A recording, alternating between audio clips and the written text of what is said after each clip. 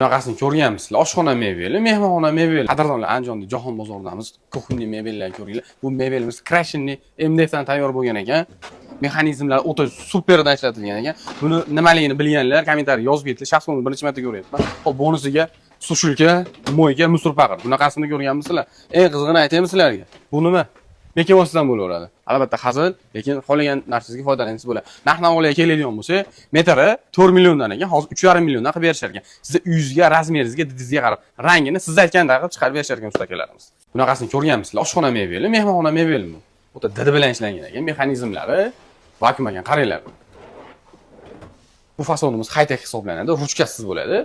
Bonusiga bularda sushilka bilan moyga qo'shib berilar ekan. Bu tomonni ko'rsalar, ruchkali mana. O'ta did bilan ishlangan. Nima deyapti bu? Bunaqasini shaxsan o'zim birinchi marta ko'ryapman. Xo'p, narx-navolarga keladigan bo'lsa, 3 etajli 3 milliondan, 2 etajli 2 milliondan qilib berishar ekan.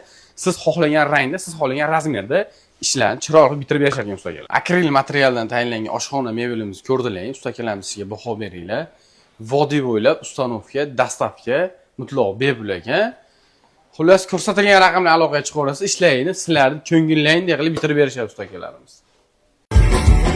Bağlarca bor agar sevsa seni, mendan kuchliroq